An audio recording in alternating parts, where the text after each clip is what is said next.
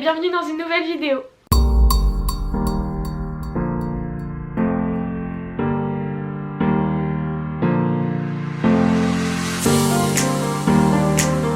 Alors comme vous l'avez sûrement vu dans le titre, ce n'est pas un update lecture. Comme je vous l'avais dit sur Instagram, je me sentais vraiment pas de le poster puisque le tournage avait été une véritable catastrophe et j'avais même pas envie de monter en fait la vidéo. Donc j'ai envie de produire un contenu qui me plaît sur cette chaîne. Donc voilà, je me suis dit je vais filmer une nouvelle vidéo, je vais faire quelque chose de différent et même si c'est pas extraordinaire, ça restera toujours mieux que si je vous avais sorti l'autre truc, voilà.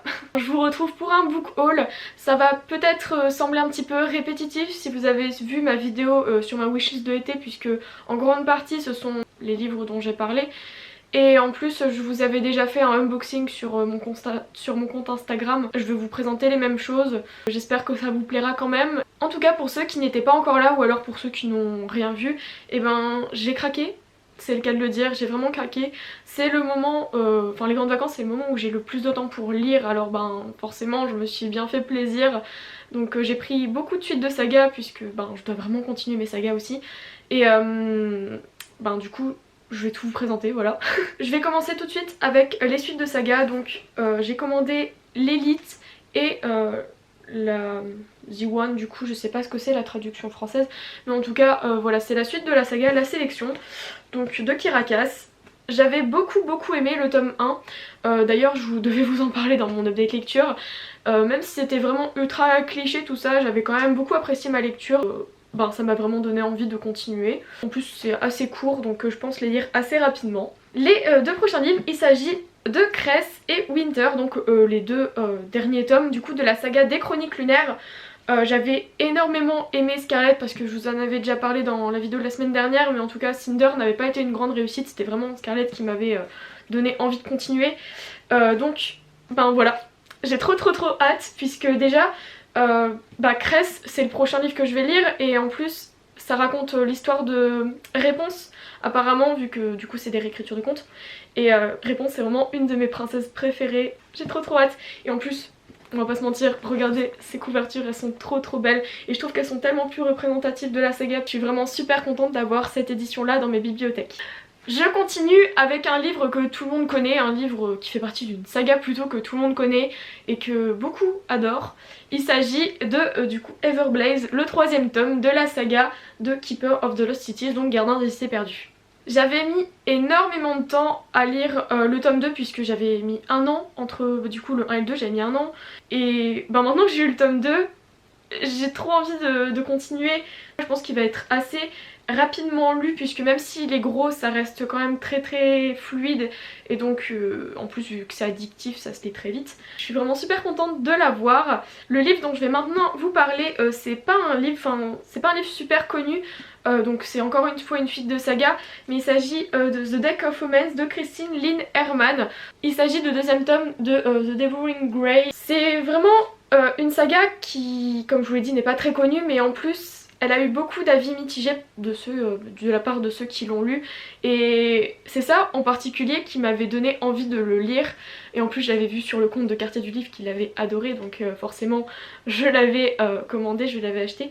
Et j'ai très bien fait puisque j'avais adoré, donc voilà, cette suite je l'attendais beaucoup. Elle est assez récente je crois, je sais plus quand est-ce qu'il est sorti, mais en tout cas ça devait être au mois d'avril-mai par là. J'ai très hâte de me replonger dans l'univers puisque c'est très atmosphérique, vu que voilà on est vraiment dans une forêt, dans un petit village où tout le monde se connaît et j'adore ces ambiances là. J'ai très hâte de retrouver des personnages aussi. On continue avec un livre que j'attends tout particulièrement puisqu'il s'agit de la suite d'un livre que je vous avais présenté du coup dans ma première vidéo et qui donc faisait partie de mes 3 livres préférés. Il s'agit de Wanderer, donc le deuxième tome de Nevermoor, qui raconte les aventures de Morrigan, qui est un porte-malheur entre guillemets. Je sens que ça va être encore un coup de cœur celui-ci. En plus la couverture est beaucoup trop belle, je l'aime beaucoup.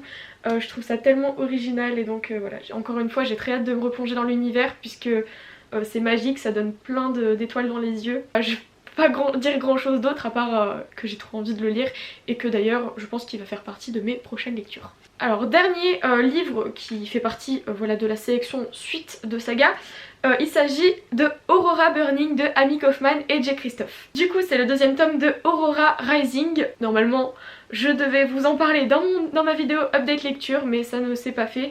Et donc je sais pas si je vous en parlerai tout court, en tout cas je ferai un post sur Instagram, ça c'est sûr. J'avais adoré ce livre. Et ensuite la fin forcément ça m'avait coupé dans mon élan, mais pas dans le mauvais sens, enfin j'avais vraiment envie de savoir la suite, tout ça.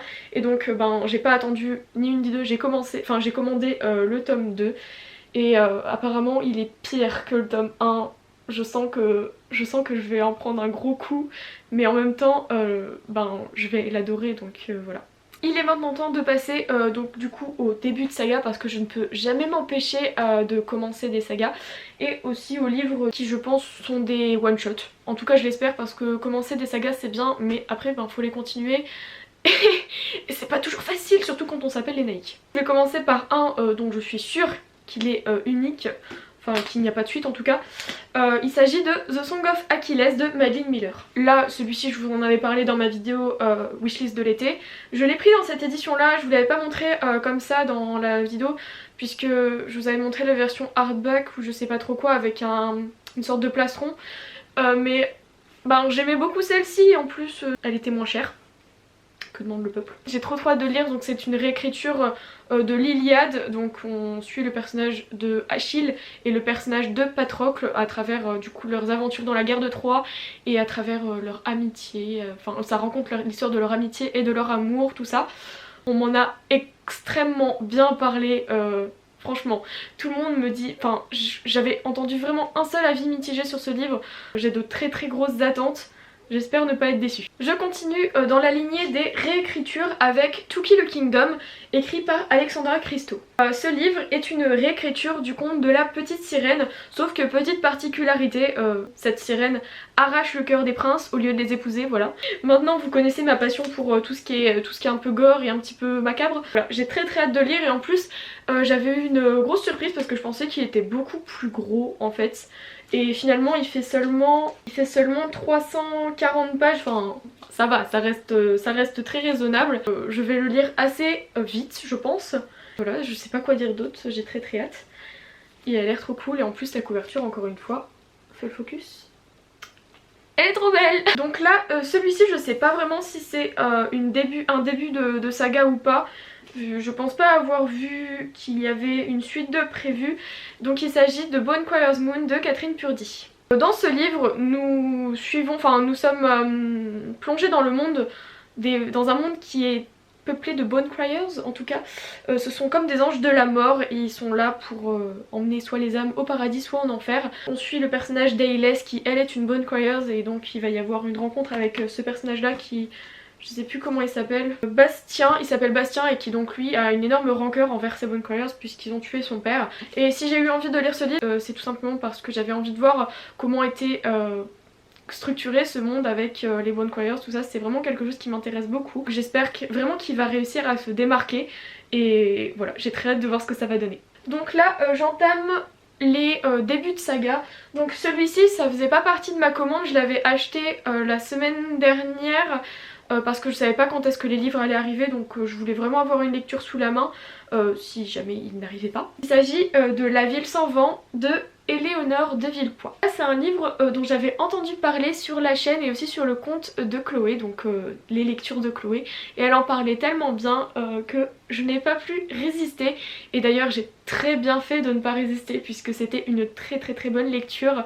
J'ai vraiment passé un bon moment, et d'ailleurs je sais pas si je vous en reparlerai, sûrement en post en tout cas. Je sais pas si ce sera en vidéo, mais j'ai adoré cette lecture, c'était une très bonne surprise.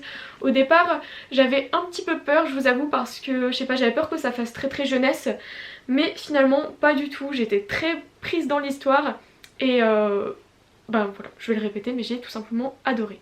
Ensuite, j'ai eu Stalking Jack the Ripper, écrit par Kerri Maniscalco. Celui-ci, je suis justement en train de le lire, je l'ai presque fini, il me reste à peu près 120 pages, donc j'ai lu plus de la moitié. C'est une sorte de réécriture, enfin en tout cas c'est un remaniement de l'histoire de Jack l'Éventreur.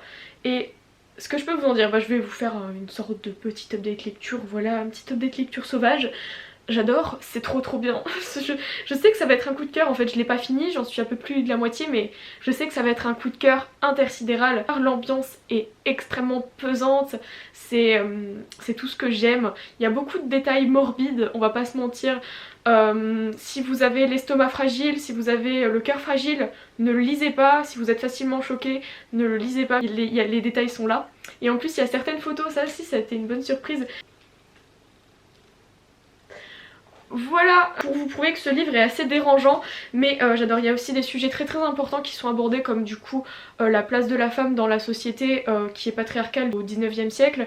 Et donc forcément le personnage principal est une fille, donc Audrey Rose, et j'adore son état d'esprit, elle se démarque vraiment des autres et elle essaye vraiment de s'émanciper, et c'est ça que j'aime beaucoup, elle est très combative. J'ai super hâte d'avoir le dénouement de cette histoire, enfin tout du moins du premier tome, puisque je m'étais trompée dans la vidéo où du coup je vous faisais ma wishlist, j'avais dit que c'était une trilogie mais en fait non, il y a 4 livres, j'ai trop hâte, j'ai trop hâte de lire la suite, j'ai trop hâte. Voilà. Le dernier livre de cet énorme book haul, puisque ensuite après il va y avoir les mangas, voilà. Mais je vous promets, j'ai pas trop craqué les mangas, ça va. Le dernier livre, il s'agit de The Guinevere Deception, écrit par Kiersten White. Là c'est une réécriture du conte, des légendes arthuriennes. Donc là on suit le personnage de Guenièvre en français, qui est mariée, pas de force mais plutôt de style mariage arrangé, qui donc est mariée au roi Arthur, et non pas pour devenir, avec pour seul objectif de devenir sa femme, mais aussi de devenir sa protectrice, puisqu'il il est menacé par la magie qui est à la bordure, à la périphérie de Camelot, mais il est aussi menacé par les complots qui prennent place au sein de la cour. C'est un livre que je pensais beaucoup plus gros, mais non, pas du tout. Par contre, la bonne surprise, c'est que je ne m'attendais pas du tout à ce que le livre soit aussi beau. Je m'attendais à ce que ce soit une couverture plutôt... je sais pas comment dire, mais je m'attendais pas à ce que ce soit cette matière là, donc un peu brillante. Et voilà. Je trouve qu'il est vraiment magnifique. Il a l'air trop bien, et même s'il l'est pas, de toute façon, il sera magnifique dans ma bibliothèque. Du coup, les mangas, je pense que je vais pas trop m'attarder, puisque ce sont des suites, donc je vais pas vous raconter l'histoire, je vais juste vous les montrer vite fait. J'ai acheté le tome 21 de Black Clover. C'est une de mes sagas préférées pour ce qui est des mangas, avec l'Atelier des sorciers et l'Attaque des titans. C'est trop cool cette saga, je vous la recommande beaucoup. Il y a beaucoup de magie et il y a beaucoup d'action aussi.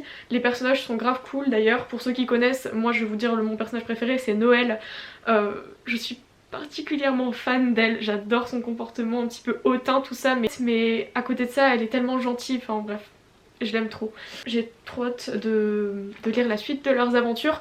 Et d'ailleurs je suis un petit peu triste, puisque le tome 23 est sorti il y a pas longtemps, mais j'ai pas envie de terminer cette saga. En fait j'aime bien dire... Il y en a un autre qui m'attend au magasin, mais du coup quand je lirai le tome 23, je devrais vraiment attendre qu'il sorte.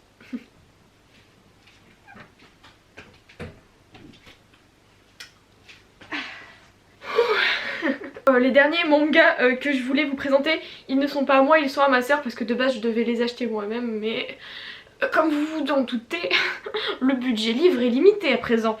Je lui les ai empruntés, je sais pas si ça se dit, je lui ai emprunté plutôt. Et donc il s'agit de tome... Je vais vite les reposer, du tome 11 au 20 de l'Attaque des titans. Je me suis donné le petit challenge de tous les lire, genre les 30 qui sont sortis, de tous les lire avant la sortie du 31 qui est le 18 août si je me trompe pas. Donc du coup j'ai lu les 10 premiers en juin, et là en juillet je dois lire du coup de 11 au 20. Du coup.